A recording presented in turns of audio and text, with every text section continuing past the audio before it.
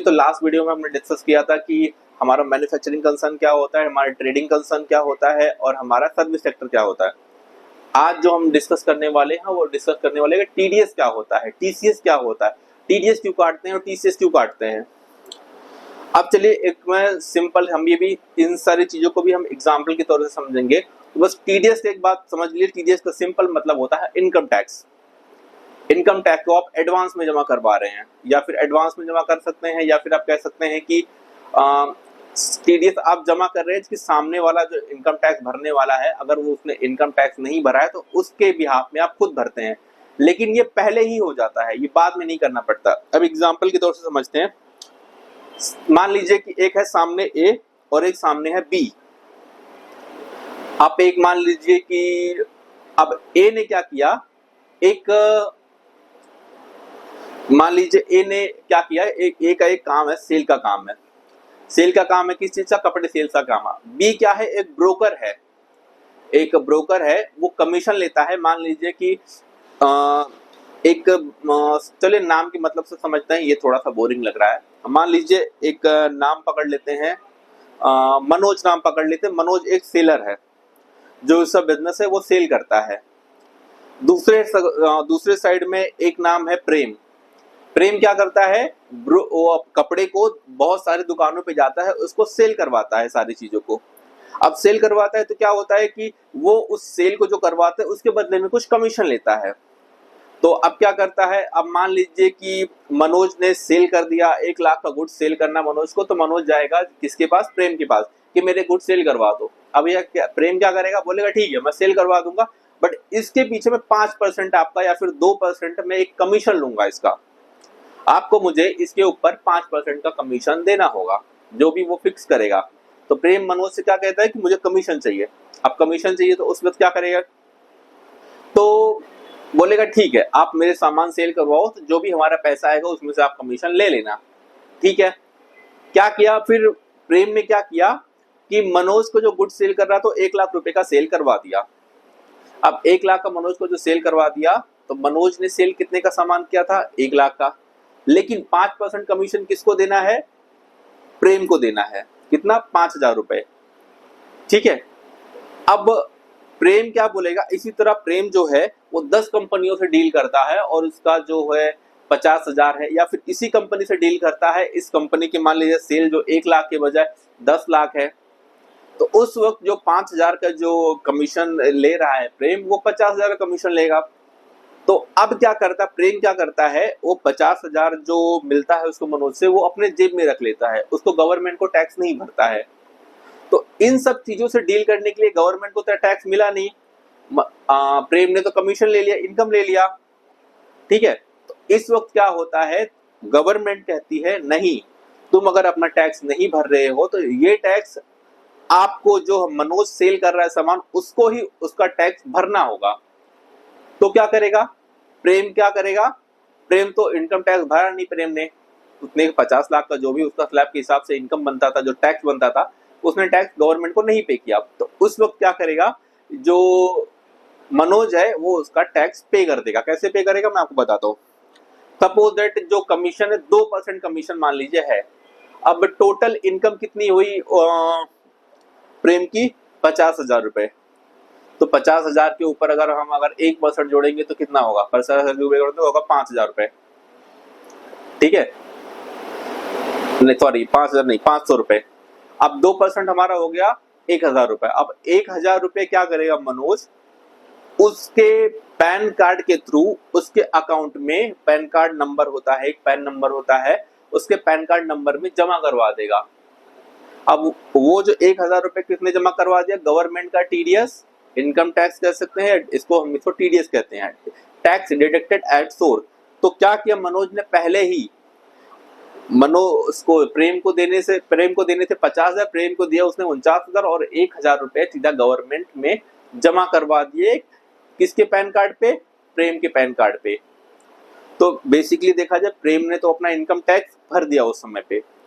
तो जब अब प्रेम को भी इनकम टैक्स फाइल करना पड़ेगा। अब जब वो प्रेम इनकम टैक्स अपना फाइल करेगा अपना, तो उस वक्त जो वो 1,000 रुपया मनोज ने उसको दिया है, वो उसको इजीली सारी चीजें दिख जाएंगी।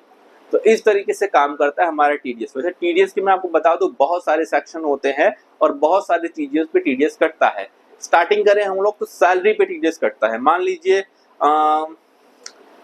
मनोज जो है एक एम्प्लॉयर है और जो प्रेम है वो एक एम्प्लॉय है। अब क्या करता है, उसको मान लीजिए कि एक सैलरी मिलती है 5 लाख रुपए की, 5 लाख की सैलरी मिल रही है या फिर 10 लाख की सैलरी मिल रही है किसको, प्रेम को। मनोज उसको सैलरी देता है लेकिन प्रेम क्या करता है, उसको इनकम टैक्स नहीं पे करता, उसको गवर्नमेंट को इनकम टैक्स नहीं पे करता। जबकि अगर आपकी इनकम 2.5 लाख के ऊपर है तो आपको टैक्स पे करना पड़ेगा, या फिर जो भी हमारा स्लैब होते हैं, ठीक है, जो हमारी गवर्नमेंट के हर स्लैब हमेशा चेंज होते रहते हैं। जो स्लैब वाले, जब मैं स्लैब का लेक्चर पढ़ाऊंगा तो मैं सारी चीजें बता दूंगा कितना कितना स्लैब अभी करेंटली चल रहा है। तो एक समझ के 2.5 लाख के, एक फॉर एग्जांपल के 2.5 लाख के समझते हैं, तो 2.5 लाख तक तो छूट मिल गई उसको, लेकिन बाकी बचा हुआ 7.5 लाख पे तो टैक्स पे करना था। किसको पे करना था, टैक्स प्रेम को, बट उसने तो पे नहीं किया। तो गवर्नमेंट कह रही है एक काम करो मनोज, तुम ही उसका टैक्स जो है वो गवर्नमेंट को दे दो, वो जो टैक्स है। तो 7.5 लाख पे जो भी स्लैब वाइज इनकम टैक्स रहेगा तो उसको टीडीएस काटने के फॉर्म में, टीडीएस के फॉर्म में क्या करेगा, जमा कर देगा मनोज, किसको, उसके पैन कार्ड अकाउंट में, किसको दे देगा, गवर्नमेंट को। तो वो गवर्नमेंट को अल्टीमेटली मिल जाएगा, ठीक है। और इसके लिए क्या करेगा, मनोज कहेगा प्रेम से कि अपनी सारी डिटेल, आप जो भी अगर आप LIC वगैरह भरते हो सारी डिटेल हमें दे दो, तो हम सारे आपको चीजें उसको बता देंगे। आपको सारी जो चीजें है उसमें से आपके माइनस कर देंगे। मतलब सपोज दैट अगर आपने 1.5 लाख तक LIC भरी हुई है तो 1.5 लाख जो आपके इनकम उतने से कम हो जाएगा। अगर आपका कोई हाउसिंग लोन चल रहा है तो उसमें से माइनस 2 लाख रुपए आपको जो हो माइनस हो जाएगा। उसमें से जो आपने, मान लीजिए आपने 4 लाख रुपए इंटरेस्ट का पे किया है तो 2 लाख तक की छूट होती है, तो 2 लाख तक जो आपका इंटरेस्ट है वो माइनस हो जाएगा। ये सारी चीज मैंने आपको जो हाउस प्रॉपर्टी जो मैं पढ़ाऊंगा, इनकम फ्रॉम हाउस प्रॉपर्टी, तो मैं आपको बता दूंगा 2 लाख तक छूट क्यों मिलती है। और जो 1.5 लाख का डिडक्शन मिलता है, ATC के जो डिडक्शन होते हैं वो मैं आपको बताऊंगा। डिडक्शन कितने अंडर चैप्टर 6 का जो डिडक्शन होता है वो किस किस चीजों का होता है, वो ATC का होता है, ATD का होता है, ATU का होता है, ATG का होता है, बहुत सारे डिडक्शन होता है, ठीक है, ATTA का होता है। तो बहुत सारे डिडक्शन होते हैं अंडर चैप्टर 6, वो मैं आपको आगे चल के बताने वाला हूँ। वो अगले लेक्चर में जब हम इसको इनकम टैक्स पढ़ाते जाएंगे तो हम कंप्यूटेशन को उसमें ATC का सारे डिडक्शन के बारे में आपको बताऊंगा। ATC, ATD या फिर अंडर चैप्टर 6 जो भी डिडक्शन मिलता है हमें इनकम टैक्स में, वो सारी चीजें मैं आपको समझा दूंगा। फिर हम आते हैं कि जैसे TDS जमा करवा के उस सामने वाले को जो प्रेम है उसको TDS मिल जाएगा और गवर्नमेंट को उनका इनकम टैक्स मिल गया। अब एक बात समझते हैं, सेक्शन क्या होता है। इसमें सबसे मोस्ट इंपॉर्टेंट TDS में होता है सेक्शन। अब मान लीजिए अगर हम TDS जमा करवाते हैं तो किसी भी सेक्शन में जमा कर, अब कोई मान लीजिए एक जॉब करने वाला बंदा है तो उसके लिए अलग सेक्शन है। अब मान लीजिए जॉब करने वाला बंदा होगा, एक कमीशन वाला बंदा होगा, एक कॉन्ट्रैक्टर वाला बंदा होगा, एक कैश वाला बंदा होगा। सारी चीजें जो अगर हम एक साथ में नहीं जमा करवा सकते, एक सारी चीजें एक चीज में डिफाइन नहीं कर सकते, उसके लिए गवर्नमेंट ने अलग अलग सेक्शन बनाए हुए हैं। सबसे मेन चीज सेक्शन क्या होता है, सबसे मान लीजिए कि एक होता है सैलरी के लिए। अगर हम सैलरी पर TDS डिडक्ट करते हैं, अगर हम सैलरी पर TDS डिडक्ट करते हैं तो वो होगा अंडर सेक्शन 192, ठीक है। उसके बाद हम करते हैं 193 होता है, 194 होता है। अब जैसे एक फॉर एग्जांपल के लिए मान लीजिए अगर मैं किसी को रेंट पे करता हूँ, ठीक है, अगर मेरा एक बिजनेस है मैं किसी को रेंट पे करता हूँ तो सामने वाले के लिए जो हमसे रेंट हमसे दे, जिसको हमें रेंट मिल रहे हैं, जो मैं हाउस प्रॉपर्टी पढ़ाने वाला हूँ, अब जिसको रेंट मिल रहे हैं वो तो उसके लिए इनकम हुई, तो उसको तो इनकम टैक्स भरना चाहिए। लेकिन उसका इनकम टैक्स पहले हम TDS के फॉर्म में भर रहे हैं, उसको क्या कहेंगे, TDS ऑन रेंट। अब जैसे TDS ऑन रेंट इसके लिए सेक्शन है 194I है, ठीक है। अब मान लीजिए कि हम कोई किसी को कमीशन दे रहे हैं तो 194H है। मान लीजिए किसी को हम कॉन्ट्रैक्चुअल इनकम, हमारा किसी को कॉन्ट्रैक्ट हमने लिया है, हम उसको सामने वाले को हमने कॉन्ट्रैक्ट दिया पे करने के लिए, पूरा करने के लिए, सामने वाले कॉन्ट्रैक्ट किया, हमने उसको पैसा दे रहे हैं, इस केस में 194C का इस्तेमाल करेंगे, ठीक है। तो अभी जस्ट हमने स्टार्ट किया है तो इस सारी की सारी चीज मैं आपको पढ़ाने वाला हूँ। इसमें सेक्शन क्या होता है, TDS में सेक्शन क्या होता है। अब आप ये समझ गए कि TDS क्यों कट करते हैं, TCS का भी इसके सामने इसके बाद हम डिस्कस करेंगे। लेकिन सबसे मैंने आपको बोला TDS डिडक्ट क्यों करते हैं, क्या वजह ऐसी जरूरत पड़ जाती गवर्नमेंट को TDS डिडक्ट करते हैं। तो इसका मेन सिंपल सा मीनिंग होता है कि सामने वाले को जो हमसे इनकम मिल रही है, सामने वाला उसके ऊपर टैक्स हो सकता है, इनकम टैक्स ना पे करे या फिर इंटेंशनली या अनइंटेंशनली ना पे कर पाए, तो इसके लिए पहले हम उसको गवर्नमेंट को पे कर देते हैं कि किस पैन कार्ड के नाम पे जिसको इनकम मिल रही है। इसके लिए हम इसको बोलते हैं TDS, tax deducted at source. तो हम इसमें पढ़ाने वाले टैक्स डिडक्टेड एट सोर्स में हम अलग अलग लोगों के लिए अलग अलग सेक्शन, जैसे मैंने बताया सैलरी के लिए 192 होता है और रेंट वालों के लिए 194I होता है।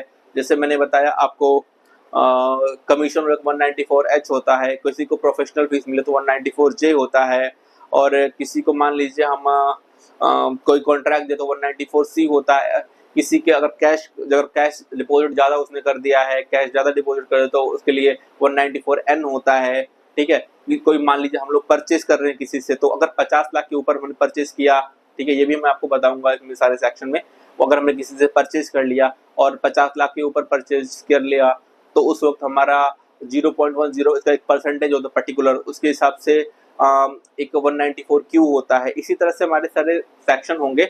अब आपको मेरे समझ में आ गया कि टीडीएस डिडक्ट करते क्यों है। अब मैं आपको ये सारी चीजें लिख के दूंगा और मैं आपको बताऊंगा सेक्शन बाय सेक्शन उसकी लिमिट क्या होती है और उसका परसेंटेज क्या होता है, किस रेट से टीडीएस कट करते हैं और उसकी सीलिंग लिमिट कितनी होती है, हमने कितना, उसका सेक्शन क्या हुआ, उसकी लिमिट क्या हुआ, क्या सीलिंग लिमिट है जो जिसके ऊपर छूट है, जिसके छूट के ऊपर अगर हम काम करेंगे तो हमें टीडीएस भरना पड़ेगा, उसके रेट क्या है टीडीएस के। ये सारी चीज हम डिस्कस करेंगे पॉइंट बाय पॉइंट।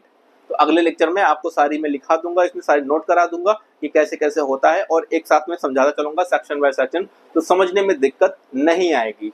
तो टीडीएस का लेक्चर बहुत ज्यादा इंपॉर्टेंट है, प्लीज इसको मिस नहीं करना है। ये पूरा वीडियो देखेंगे तो आपको टीडीएस एक परसेंट समझ में आ जाएगा। उसके बाद में टीसीएस का भी समझा दूंगा एक ही पॉइंट में कि टीसीएस क्या होता है। तो टीडीएस और TCS is very important, it is directly connected to income tax. तो ये बहुत ही इंपॉर्टेंट सेक्शन है, जब हम कंप्यूटेशन पढ़ाएंगे तो उसमें ये सारी चीजें आने वाली इनकम टैक्स के। तो टीडीएस बहुत ज्यादा इंपॉर्टेंट सेक्शन है, इसको मिस मत करना। मैं आपको नेक्स्ट लेक्चर में उसको समझाऊंगा सेक्शन बाय सेक्शन क्या होता है। अभी तो आप इतना समझ लीजिए टीडीएस का डिडक्ट क्यों करते हैं। ठीक है, तो हम अगले लेक्चर में डिस्कस करते हैं। Thank you.